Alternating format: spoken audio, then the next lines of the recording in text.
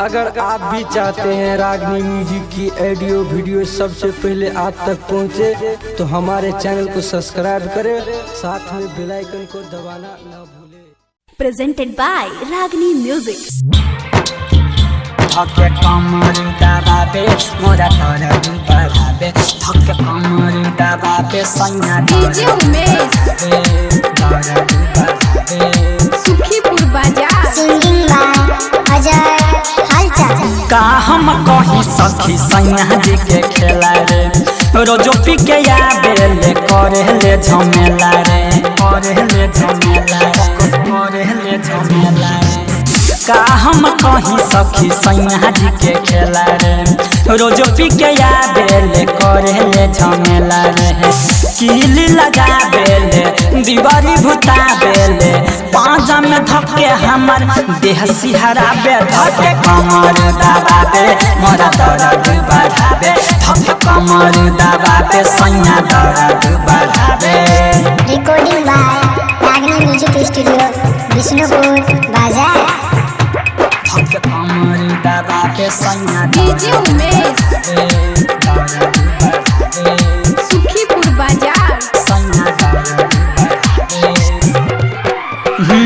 गबने के रतिया तुरले पनथिया, का हम बताई सखी सैया के बहतिया, सैया के बहतिया रे सखी का कही हो।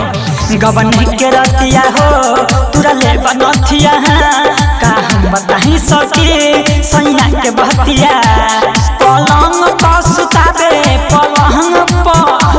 पलंग पर सुताबे, होटलिया चबाबे, लहंगे परे सखी खूबे भभकाबे, धक्के कमर दबाबे मोरा दर्द बढ़ाबे, धक्के कमर दबाबे सैया दर्द बढ़ाबे।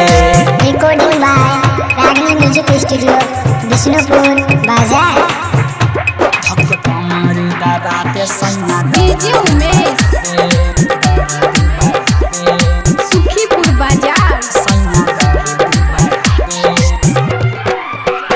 नैहर से अइनी रहे कोहरा, दोनों बढ़ैलस उधक कोरा, उधक कोरा, उधक कोरा।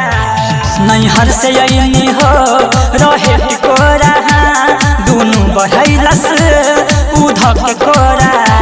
अजय हलचल ना बचाबे मनोज ना, अजय हलचल ना बचाबे मनोज ना बचाबे। राइटर राम नारायण चोली चबाबे, धक्के कमर दबाबे मोरा दर्द बढ़ाबे, सैया कमर दबाबे मोरा दर्द बढ़ाबे।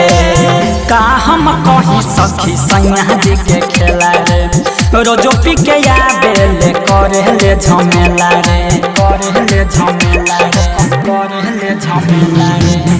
का हम कहीं सखी सैया जी के खेला रे, रोजो पी के आबे ले करे ले झमेला रे। कीली लगाबे ले दीवारी भुताबे ले, पांजा में धक्के हमर देह सिहराबे, धक्के कमर दबाबे मोरा दर्द बढ़ाबे, धक्के कमर दबाबे सैया दर्द बढ़ाबे।